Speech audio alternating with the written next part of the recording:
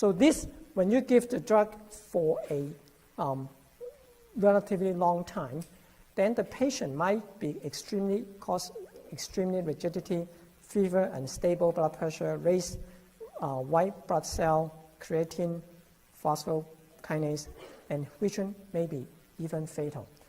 The exact reason is not very well known, but the idea is that maybe by continuously, chronically blocking the D2 receptor, the neurons are actually reacting to it. The neurons want to have some dopaminergic activity, so the neuron actually make more D2 receptor.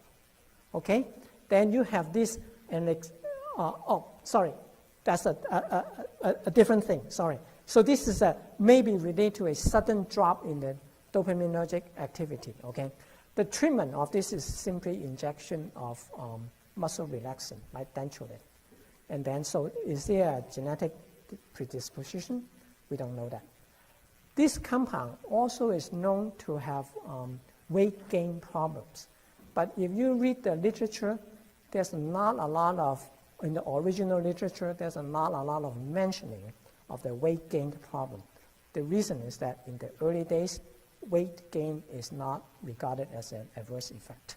People just don't record it. But then in the later days, when this compound is compared to other drugs, then we find out that, there are some weight gain issues too. Okay, and then also haloperidol, Dr. Emmett already talked about that. Schizophrenia, also Tourette's disorder is used.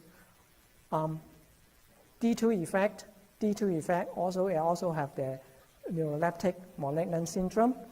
Cardiovascular effect, it probably is not due to blocking the muscarinic receptor. We believe that it may be actually activating an alpha-2 receptor. Okay, so then it has a unique adverse effect. Dr. Emmett already mentioned that this moiety looks like the toxin called MPTP, right? He did not mention to you that in the days when the toxicity of this, the MPTP was first discovered, all the scientists, including the chemists and the biologists who have touched MPTP, they all developed Parkinson's disease in a few years. So that was a pretty scary thing. And then, of course, now we know that because MPTP destroyed dopaminergic neurons in the substantia nigra. So if you guys, some of you work in the lab, if an unknown chemical, be very careful. Okay, Abilify, aripiprazole. So this is the compound that are partial agonist for D2 and 5-HT1A, but is antagonist for 5-HT2A. So schizophrenia, manic phase of bipolar, depressive disorder, and then also irritability associated with autistic disorder. So some of the adverse effects, somnolence is maybe related to serotonin receptor, also some D2, but it's less frequent because it is a partial agonist of the D2 receptor, right? Itself, instead of blocking nausea and vomiting, itself can produce nausea and vomiting because being a D2 partial antagonist is also a D2 partial agonist. And the agonistic effect can cause the nausea and vomiting. The weight gain effect is not very big, so it's at low risk. So therefore, this drug is very popular. Just to remind you, when you have a partial antagonist, which means that you can block the dopaminergic partially, but if you just give the drug alone, it can also be a partial agonist. So that's the unique feature of Abilify. And then quetiapine is the drug that is really a relatively weak compound, has one of the lowest D2 binding drugs, so therefore you just need to give more compound. But also it has a lower risk of EPS. There have been some weight gain because it still talk about the 5-H serotonin receptor. There's also an alpha blocking effect, so orthostatic hypotension. olanzapine, that's just another of the unique compounds that is together with Prozac. It is also used relatively common to treat depression. Weight gain is a concern because of 5-HT effect. I also want to echo Dr. Emmett's concern that this drug is metabolized by CYP1A2, so caffeine and nicotine would affect it. Smoking. Clozapine is the drug that does not block the D2 receptor, but instead it blocks all this. Therefore, you can see that it has an adverse effect, that there's a lot of adverse effects because it talks to so many different receptors. So why, if this drug has all these adverse effects, why does it exist? Why do we want to sell it? Because the fact that it does not block D2, so it is useful for the psychosis that is refractory to the standard treatment, because the standard treatment almost all involve D2, right? So if the standard treatment does not work, then you use this. Maybe it will work, because now this compound does not need to talk to D2. So clozapine is typically used in treating schizophrenia patients who failed the standard treatment. Yes, ma'am. For a long time, I don't even know if it's continued like now in the retail setting, pharmacists can't dispense it unless they have some kind of okay. I don't know if that I do not know. I sincerely do not know. But thank you for that question. Let's ask Dr. Jan. Right? I don't practice, so I like to read, but okay.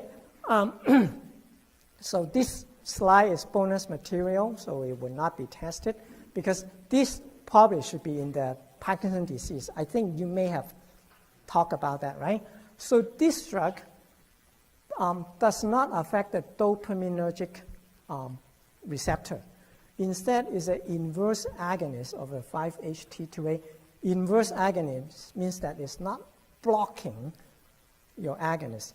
Simply by binding to the receptor, it actually would decrease the receptor's activity. Okay? That's different from antagonist, right? So this drug is currently only approved to treat the psychosis related to Parkinson treatment. Okay? So when you treat Parkinson with the in the dopaminergic effect, dopaminergic drug, then they can produce psychosis-like symptoms, and this drug would be used to treat that because it does not interfere with the dopamine receptor that you want to treat in Parkinson. Okay. So that slide is not on your test, but this rest of the slide deck would be back on the test. So tardive dyskinesia is induced by many of the antipsychotic drugs.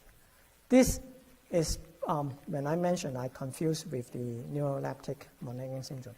This is because there's a drug-induced dopaminergic receptor hypersensitivity.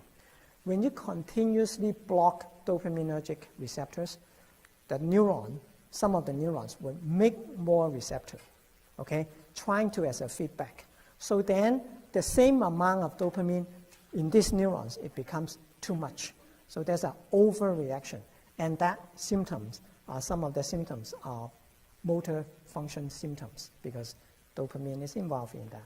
So this is called tardive dyskinesia.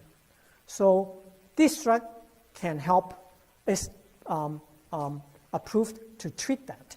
So this drug is a vesicular monoamine transporter 2 or VMAT2 inhibitors. So VMAT2 would involve in, so the dopamine is made in the nerve ending. It needs to be packaged or transported into the secretory vesicles. And then so when an action potential comes in, then the secretory vesicles can release the dopamine. So VMAT, if you block the VMAT2, then the dopamine cannot be packaged into the vesicle, so you cannot release it. So you decrease the dopamine release, and therefore you treat the tardive dyskinesia by not releasing dopamine, right? So at the same time, you are not releasing dopamine. You are not interfering with the dopamine blocking of the treatment that you want to do in antipsychosis. Okay? Yes, ma'am. Yes, sir.